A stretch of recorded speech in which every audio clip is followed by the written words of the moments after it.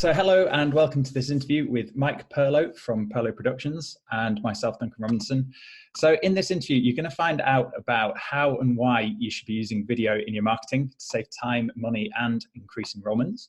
So if you want to get more kids to camp, save time nurturing interest into enrollments, and increase camper numbers, then this one is for you.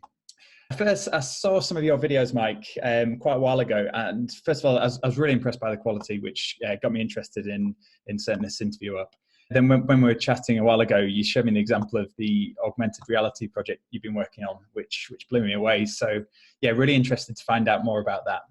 Duncan, I want to record you saying Perlow Productions, because with your accent, it just sounds awesome. You got it. Perlow Productions. It just sounds so professional. Oh really? Oh gosh, I've never heard that before. I sound professional. I hear quite the opposites. Well, me too. Trust me. So, do you want me to kind of speak to that a little bit? I certainly can. I mean, I think video. I think we've been working. Perlow Productions has been doing camp videos for I don't know about 9 or 10 years now. But certainly when we got into it and kind of heard about video and camps and all that, it was something camps have been using for a long time in different ways.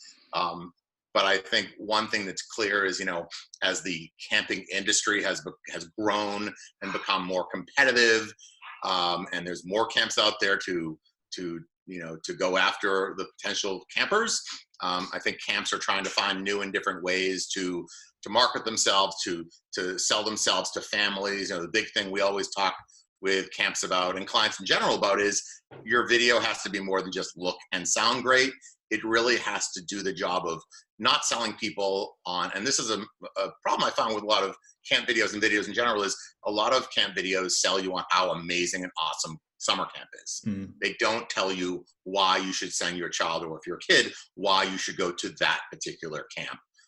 Or as I often say to camps, your video should either tell somebody why they should come here or why they shouldn't. And either way, it succeeded, because you want to have the right kinds of kids at your camp, and you don't want to attract kids that just wouldn't be a good fit, because that's not a good scenario for either side, right? So we really work beyond producing videos that look and sound great and are really dynamic to make sure that the message, the vibe of each camp comes through. So, while most camps have, the lakes, the pools, the rope climbing, soccer, basketball, tennis, all that, every camp, no matter what their activities are, has a certain special something. And so trying to uncover that and convey it within the video. Ask any business owner, not just a camp, why your camp, why your product, why your place. It's not an easy question to answer. And so I think that if there's one thing I would say to people, especially camps, about their video strategy, find somebody that can make great videos, hopefully us, but either way, make sure they're also somebody that knows how to help you answer that question within your videos. Because if they don't, I don't care what you spend, I don't care how amazing they look, if they don't answer that question, it was a wasted investment. So I would say from a overall strategy point of view, that's the biggest, most important piece of advice I give to our camps all the time, including camps that we work with on a regular basis, because even the answer sometimes is changing, right? Sometimes camps evolve and change. And so making sure that the video we made 5 years ago speaks to the same reasons as it does today. So, just an important question. And again, not an easy one to answer for camp owners and directors. The other advice I give them often is call your families. Don't email them, call them and say, hey, it's Tom from Camp AXZ. I would like to give you a little honest feedback. When you first were looking at camps, why, what made you choose our camp? Where else did you look? And what was it that made our camp the right fit? Was it, your son or daughter had friends here? Was it the cost? Was it the location? Was it because we have horseback riding? What was it? And you'll also get some pretty interesting answers, because I think usually if you can get people to be truly honest, you're going to hear things you never knew before. And those should go in your video, either very directly or sometimes just subtly. Right. Yeah. And obviously camps usually go down the route of producing a promo video, and that's the usual one. It's stuck on the homepage of the website. But video can be used in lots of other ways as well. What sort of other videos should camps be producing? What other videos do you produce for camps at the moment?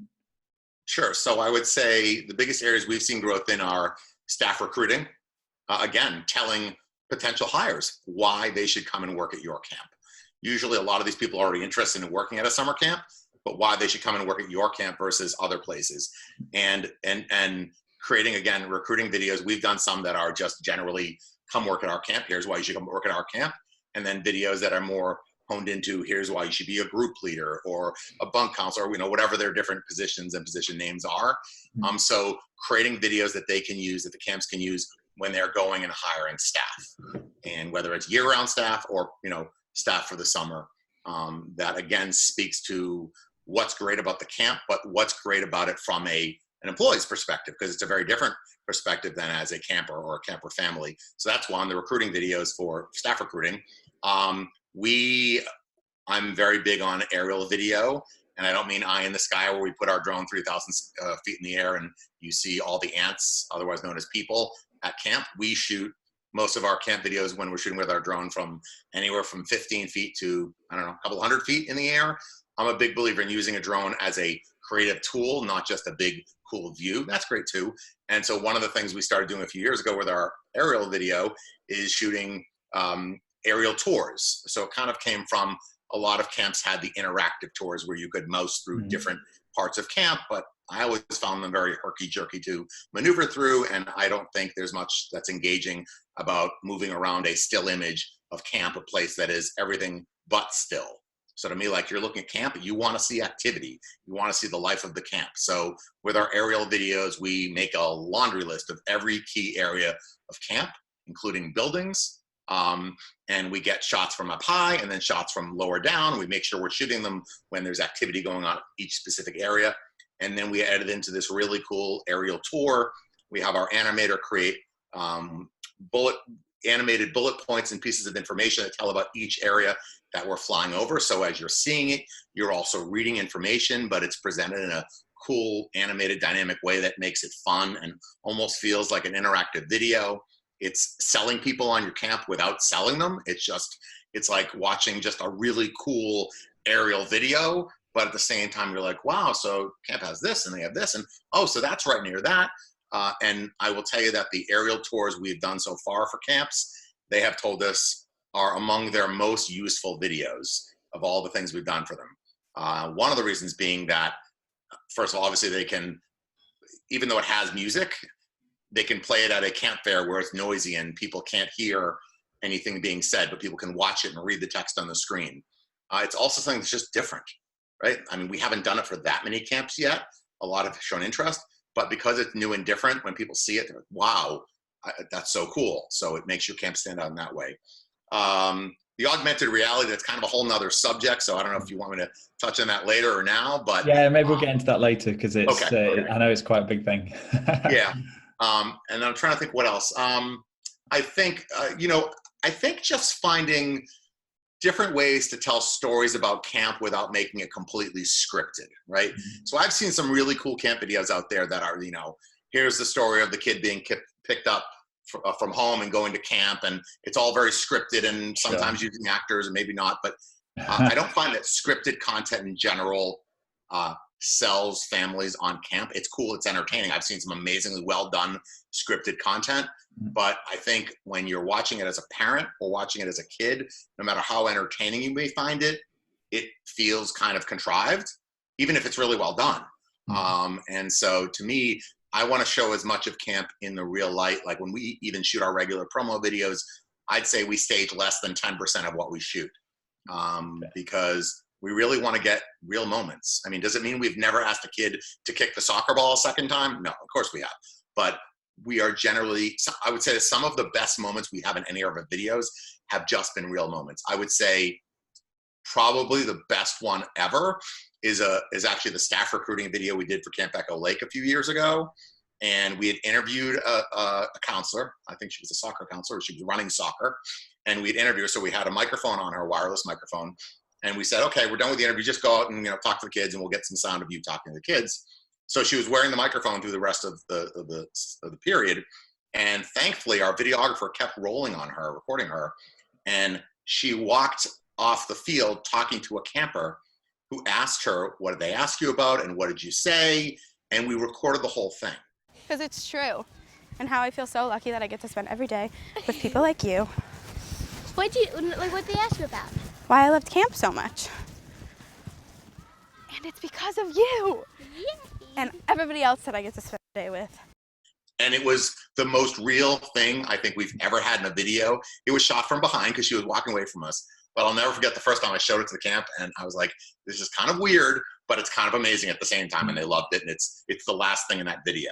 So, you know, just going around camp and capturing real moments is, to me, some of the most powerful content you can get to put in a camp video, because it shows camp as it really is, not as, you know, as it could be posed. Yeah, sure. No, I can understand that.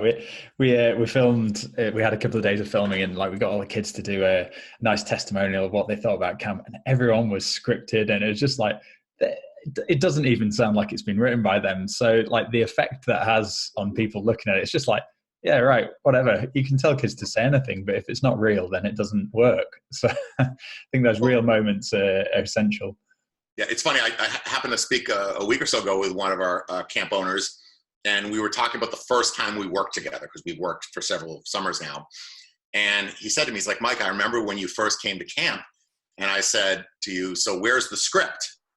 And I said, well, there's no script. We don't script things like that. And he was used to all the videos he'd ever done. Everything was very scripted. His answers were scripted. And we do quite the opposite. Even with our interviews, we come with some talking points, but we really, kind of like you and I are talking here, I want people to talk to me. Talk to me about camp. Talk to me about, you know, whatever the subject is, and just be real. And you know, you don't have to say the camp name in every answer or repeat my question in every answer. Those are all techniques that have been created over the years by people that think it's an effective technique. And in my mind, it just makes everything that's said sound very staged and very rehearsed. Yeah, sure. We don't answer people's questions by repeating their questions. We answer people's questions with an answer. And if you know how to interview people and ask the right kinds of questions, and you know how to edit and weave those answers together, they should be able to essentially stand on their own without you needing to restate the question. And so that's, you know, one of the things we strive to do when it comes to the interview part of camp videos, which are critical, because they help really, you know, tell the story. Yeah, without a doubt.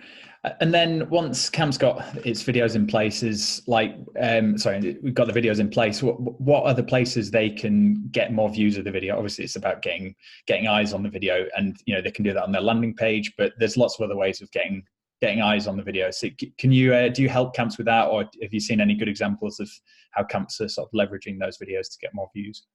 Yeah, I mean, I always offer to help with that process. Some camps, some clients are more interested in the help than others. Some kind of have their system and they just like to do it their way, which is fine. Although I am the kind of person that if I notice there's a problem with their video on their website or something else, or if YouTube has taken it in some weird way, I'll call or email or text them and say, hey, Lucy, you know, I just saw your video and here's what's wrong. Actually, just happened with me today for somebody we did a video for, where they had embedded it on their website and the YouTube dimensions were all off, and it was like a long, narrow rectangle, the video player was. So when I notice things like that, like I take great pride in the work we do, and I want it to look great for our camp. So if I see a mistake, if I notice a social media icon on your website and I click on it and it takes me to Wix, I'm going to call you and say, hey, your social media, like your Facebook icon isn't taking us to your camp Facebook page. But in terms of using your video, so I mean, I'm a big believer in sharing it as many places as you can. Obviously on your website, one thing I would say is make it easy for people to find your camp video. As a video guy, I always want it on the homepage, but I understand why some people aren't totally in favor of that idea. So if you're not going to have the video on your homepage or a teaser on your homepage, have a big button that says watch our camp video. I can't tell you how many camp websites I go to, and I, as one who goes there looking for nothing but the video, spend 5, 10, 15 minutes trying to find their video because it's hidden on some random page that may have made sense to them, but is not intuitive to the average person. So, you know, putting it on a page that, I mean, honestly, put a button on the homepage that says watch our video. I mean, it doesn't get much simpler than that. Sure. And then obviously posting it on social media is great. People that don't know this when it comes to social media, instead of posting the link, doing a native upload of the video, which means you literally upload the video file to social media, particularly I know with Facebook, the data shows that you'll get more viewers if it's natively uploaded rather than posting the link. A lot of people don't know that. So another thing to keep in mind is upload the video directly to your social media platform. And the other thing I mentioned whenever I speak in seminars, and people always find this so mind-blowing, it's so simple. Put a link to your video in your email signature. So every time you email somebody or reply to somebody's email, it says, great talking to you, Mike Perlow, and then right underneath it is a link, watch our camp video. Yeah. So every single person you ever email gets countless opportunities to click there and watch your video. Yeah, it's really subtle. We found that a really nice way of doing it with video and our referral program as well, that each email that goes out, it's just, it's a subtle reminder that they can bring friends, they can receive rewards. And it's a really nice way of doing it. And I will share one other quick thought I want to share with you just about videos in general, and I think is a lost approach for camps. Is, camps make new videos and they blast them everywhere and share them everywhere. They put them on their website and all of that. And then weeks or months go by, or sometimes even years go by, and the video just sits there. And I have told many camps, you need to share it more, show it more, post it more. Like, always be celebrating what you're about. So it doesn't mean you need to do it every week, but don't let 4 months go by in the off season. I mean, you have all that time from September till June where you could be promoting camp by showing your videos, by posting them, by sharing them. There's so many different ways. Don't just wait for everybody to come to your website and find it, or even come to your social media page and find where you've uploaded it. Like, post it, celebrate something about camp, and just using that video again. It's great content, and the more times you get it in front of people, the more likely, more new people are to see it. Yeah, no, that's good advice. And one thing I'll add to that is about using links to like YouTube or to Vimeo, or one of the players like that. If you're linking or using that on your homepage, people are seeing the video, then after the video, it will come up with links which are not necessarily related to your camp. So then sometimes you can lose the interest from the families that get sidetracked onto something else. So a really good tip for that is to use a different player. Like Wisty is very good, Swarmify, there's lots of other players there which don't link out to other people after the video's finished. And once families arrive at your site, you've got them there, you want to keep them there, they watch your video, they're interested in your camp, you don't want them to then get sidetracked and interested in something else. So just using the right player on your videos as well, I think is pretty important sometimes. I agree. And actually something we started doing more recently with YouTube, even with YouTube, is you can set buttons towards the end of it that can encourage people to subscribe to your channel, but also to suggest they watch another video or related video. So you can actually select the next video that they would watch if they click that tab. So if you have multiple videos on your YouTube channel, select that other one and keep that going. Sure. But you're right, still it doesn't force people to do that, because they can still go to that other suggested videos, and it really is dependent on what their viewing habits are. Yeah. I know mine always comes up with every Marvel and Star Wars movie there is out there. Okay, one of them. Really the geek in me. Good stuff. Cool. So augmented reality. Let's get into that. I'm really interested by it, and it's something really new. I think that people are starting to use more and more. And the example you showed me was really, really interesting. So yeah, tell us more about that, Mike. Sure. It's I'll be honest, it's hard to explain in words. It's always best understood by people experiencing. So I'll explain a little bit how people can do that as well, which is simply to go on your mobile device, any mobile device, and go to the app or the Google Play Store, search for the Perlow AR app, Perlow AR app. It's a free download. And once you download it to your device, if you go on our website and go to the augmented reality page, there are two different what are called AR targets. You can literally print them out. You don't have to, even though ideally it's printed on something nicer, you can, and I actually have something I can show you, you can print it on a piece of paper and use it that way. And you basically open up the app on your device, aim it at this target image, and then the experience happens. I'll just show you. So this is actually something we did. This target here is one of our two AR targets, and I'll try to hold it close. And we actually put it, so the cool part is once you design the target, so this black image here is what launches the AR experience. But once we've designed that AR image, you can print it on anything. So we literally put it on a notepad. So we give these to people as like a little giveaway. We gave them away at Tri-State, and you take one page off and you got another one. I don't know if I have them handy here, but we also have done, Unfortunately, I don't have one right in front of me, but we've done AR postcards, which is a great way, and it's actually a great idea for camps, where we can literally take that same target, put it on one side of the postcard, on the other side, you can write a note. Dear Tom, I hear you've been interested in our camp. Download our AR app and aim it at the other side of this card and learn all about our camp. So I kind of did the end part first. Here's how it works. So basically, we develop with our app development partners an augmented reality app for your camp. So it's the it's the Camp Robinson AR app. You would go download it the same way, and then we design it's essentially a graphically designed image that is the target image that. And don't ask me to explain how this works technically, because I can't. There are people much smarter than me that understand all the behind the scenes technology. But essentially, when you open the AR app on your device and aim it at that target image, that image activates the augmented reality experience. So it's playing a video, can play a hologram, animation, all kinds of other, and there's a lot of other places we can go with it.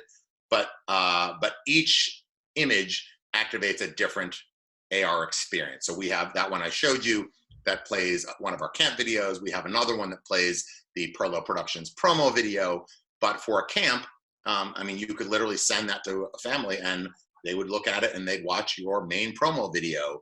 Or you could send them, so it can be used for recruiting, but it can also be used for existing families. So at the end of the summer, if you put together some kind of summer recap video, you create a new target, you mail everybody a postcard, hey, download our AR app, aim it at our target, and watch our summer 2000 whatever 2023 recap video.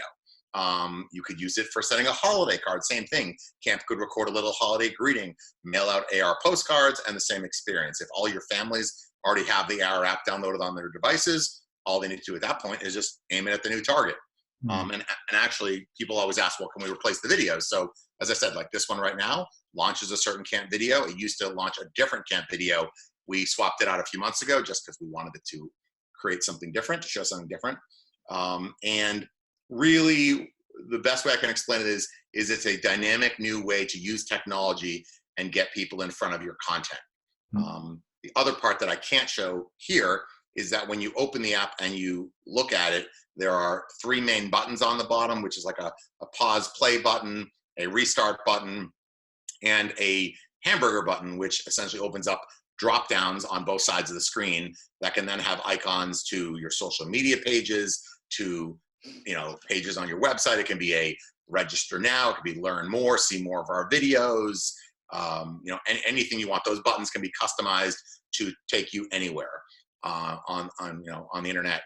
The other cool part about it is outside of that last piece, the buttons that are connected to the web, the AR part of it, once you've downloaded the app on your device, needs no internet signal. You can put your device on airplane mode, open up the app, aim it at the target, and the whole thing works, which is incredible. So the good thing is if you're using it at a conference, a trade show, anywhere where the signal is not great, as long as people have already downloaded your app, you're golden. Because it has other than the buttons, which those won't work without the internet. But the key part of it, which is the AR experience, happens with 0 internet signal. So it's pretty cool. Nice. But I would encourage people to download our Perlow AR app, print out one of the target or both the target images from our website, and experience it themselves, because you just can't do it justice without trying it yourself. And then everybody's like, "Oh my God, this is so amazing! How do we do this?" So, I hope that made sense. You have a good sense. Yeah, totally. Yeah, exactly. Yeah. And are many camps using this at the moment, or is this very new to catch on? So here's what I'm finding. New technology is both exciting and terrifying for people. And I think that the early adopters are few and far between. We started working in augmented reality in the fall of 2019, and we were very ahead of the curve. I was through a project we did with our AR partner for Dell Technologies, and we did the animation part of it, and our partner did the AR part of it. But that was our first experience with AR, and we were just so blown away with it that we created our own AR app. So we have talked to a lot of camps. I would say that heading into summer 2020, there were a number of camps who were very interested in different levels.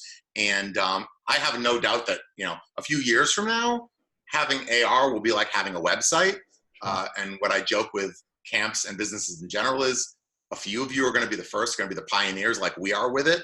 And then everybody else is going to say, oh, why did we let them beat us to the chase? Because it is, I mean, and especially for the audience you're going after, right? You're going after kids or their parents, the parents who are usually skew on the younger end of things. So all of whom are technology savvy. And and the other part is, like, in terms of technical issues, at this point, we've probably had thousands of people that have downloaded and tried this out using the Perlow AR app. I would say less than 10 people have called or texted me and said, hey, Mike, I can't hear anything, or it's not working, or I can't find your app.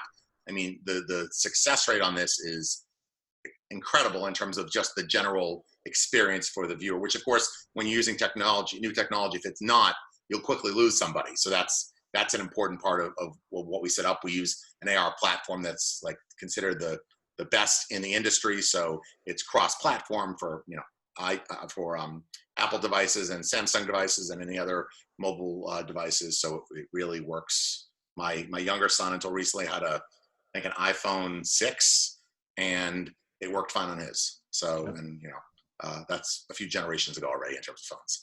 So yeah. Cool. No, it's definitely something to have a look at and experience what it's all about. And I suppose it boils down to costs, I suppose, for a lot of camps, and what the return on investment of doing something like that would be. So, definitely. Have you had many examples so far of it, or is it just too early to tell that the sort of returns camps that would get from a system like that? In terms of ROI, I mean, I'd say it's similar to doing videos, right? I think it's as much about the buzz it builds for your camp as anything. I don't mean it doesn't return on investment, but I mean in terms of gauging it. Now, yes, are there ways we could set it up? You could literally know people that are contacting you off of something they do or experience in the AR app? Yes, but I think more than anything, it helps. First of all, it tells everybody that you are a forward-thinking camp, that you invest in things around camp. I don't think it sends a bad message about you want to create this technology-driven camp, because I don't think using great new technology to market and recruit for camp says you are a tech-crazy camp. It just says you are a forward-thinking camp. And I think that, again, it's finding new and better ways to get your camp, your videos in front of people. If you email them something, the likelihood of somebody clicking, despite what I said earlier, if you email a link to your camp video to 100 families, I don't know what the percentages are of families that are going to click on that link and watch it. But I would bet you that if you mailed 100 postcards, AR postcards to families, the numbers would be higher. And the one thing I can tell you definitively is the amount of time people watch content when watching it through augmented reality is hands down longer than just watching it online or clicking a link on your phone and just watching the video through a website or a third-party player. So the sad reality is everybody walks around like this, right? So if I can say, hey, here's a card, watch our video, I mean, what do people do more than hold their phone and look at things? So it's, like I said, I think once a couple camps try this out, we will have an explosion of camps that want to use AR. And we can do much more than that. Like, this is what we call content-driven AR, but we can even do interactive maps and holograms of the whole camp layout. We could do things with animated characters. There's a whole lot of, we've talked to a couple camps that have a camp mascot. We could literally have the AR experience begin with an animated version of that mascot talking to you and look like he's standing right in front of you. Okay. So there's a lot of, higher level things that can be done with AR. We try to start simple and go from there, because we find if we overwhelm people with too much technology information, they can't make hay of it. So we really encourage people to use it at this basic level, see that they love it, see that their families love it, and then, explore other ways to put augmented reality into effect. But I mean, listen, Google augmented reality and the future of AR with marketing. There are so many articles just saying that it is the next big frontier, and that the amount of investment dollars going into it across industries is just insane. So I read just the other day an article about somebody who had designed an AR contact lens, which I don't think it's really ready for market, but there's no doubt that's where all of this is headed, wearable tech. Wow. You'll, instead of using your phone, you'll use glass, you'll put on a pair of AR glasses. And so, I mean, that's where we'll be, I don't know, 5 years from now, I'm not sure. But that's where all this is headed. You know, the Apple Watch is nothing compared to where we'll be with wearable tech and AR down the road. So it's exciting. I mean, I think it's very exciting. Yeah. And again, sure. I don't think camps should feel like it makes them present themselves as like some camp that's all about technology. It's just a really cool marketing and recruiting tool. So that's my 2 cents. And obviously we would not, I mean, we literally as a company invested time and resources and money into getting our augmented reality offering up because I believe so much in it as a sales marketing tool for us and for people we're creating videos for. Cool. Awesome. No, yeah, definitely worth checking out. So that's kind of looking to the future of camp marketing, but obviously there's lots of the basics which camps aren't necessarily getting right at the moment. Working with camps, what have you come across? What are the main mistakes? What are the main issues? What are the main problems camps are having with their video content, video marketing, would you say? I think it goes back to showing just the fun of camp and selling people on how great camp is instead of your camp. I think that is the number one mistake that camps and businesses in general make when they make videos.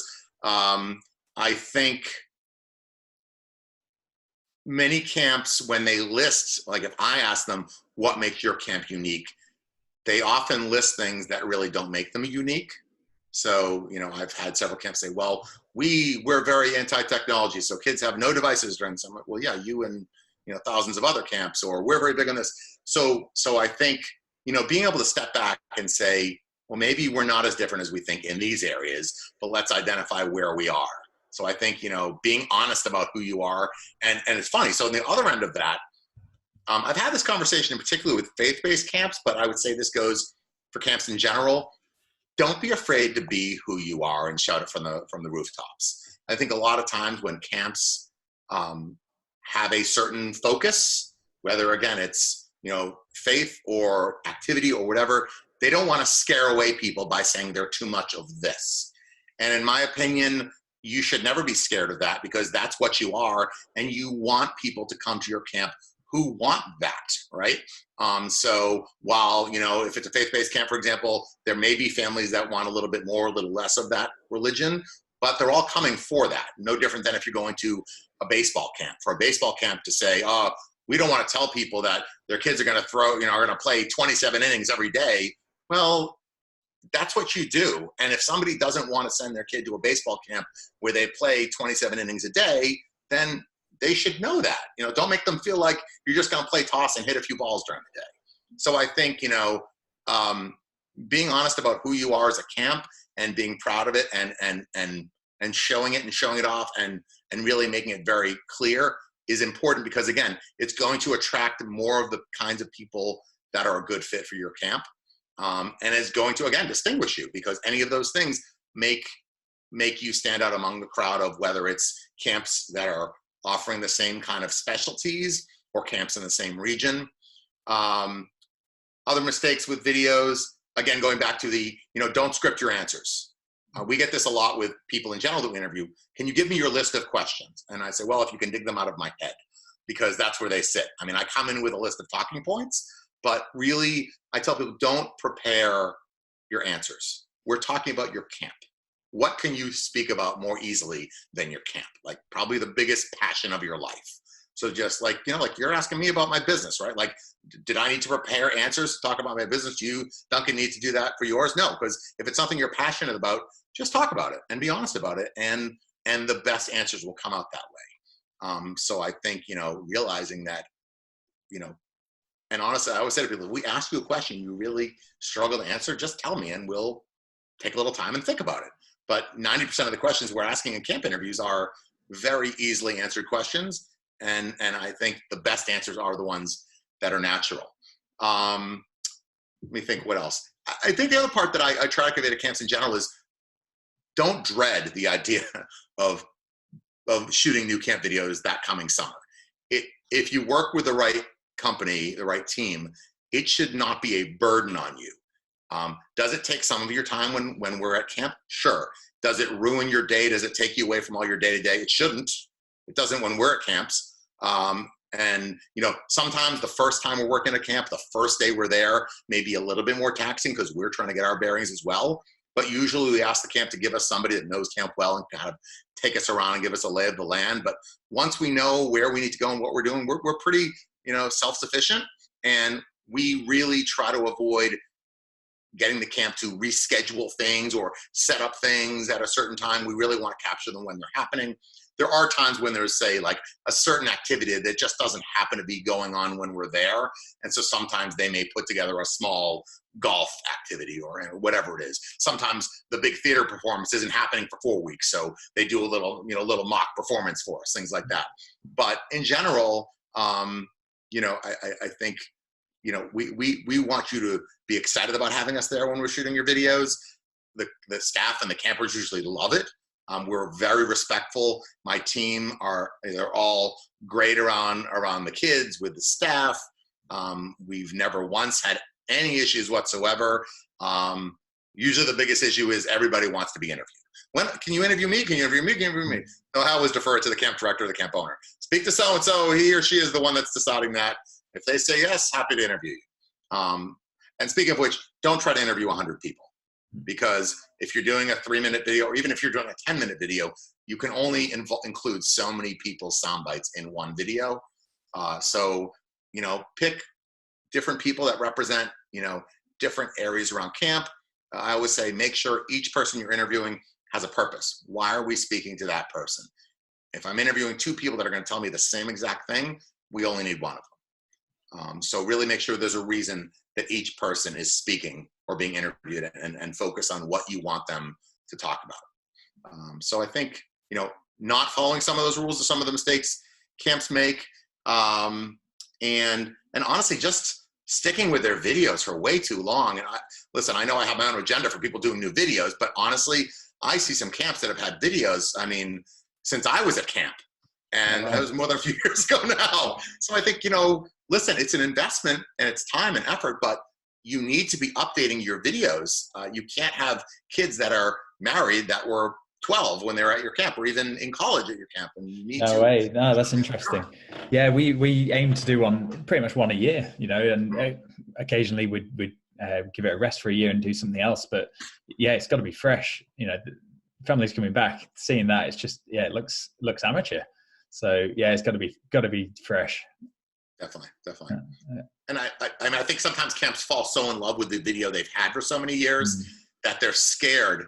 I've heard this from a few camps over the years. They're scared if they can make something as good this time around. Yeah, right. And so they just stay with what they have because they know they love it.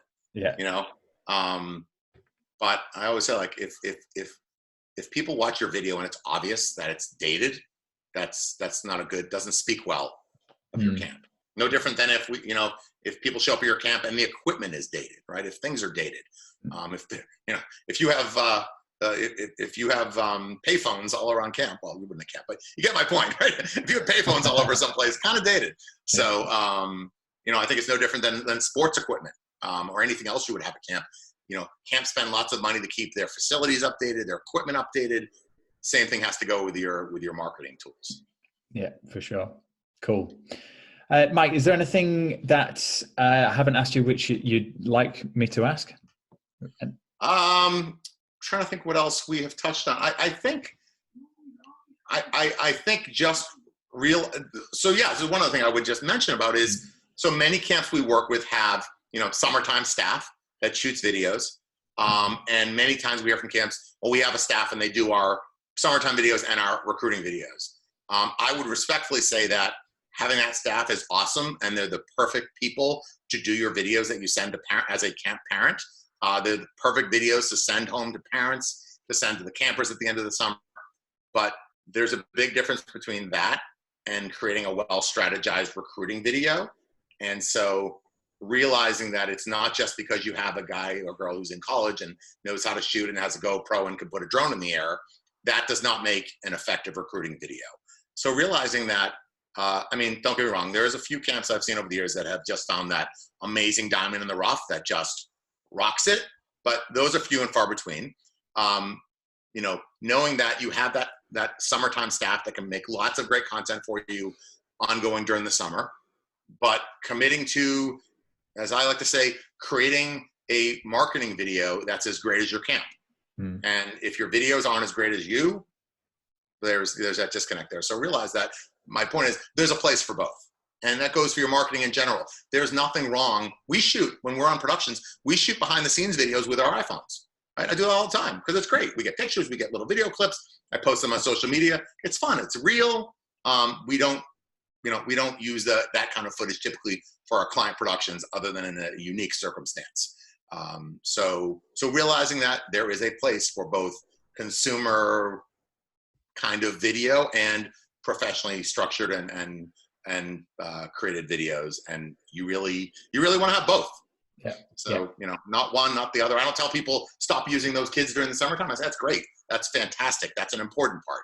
But you really need to have some of both.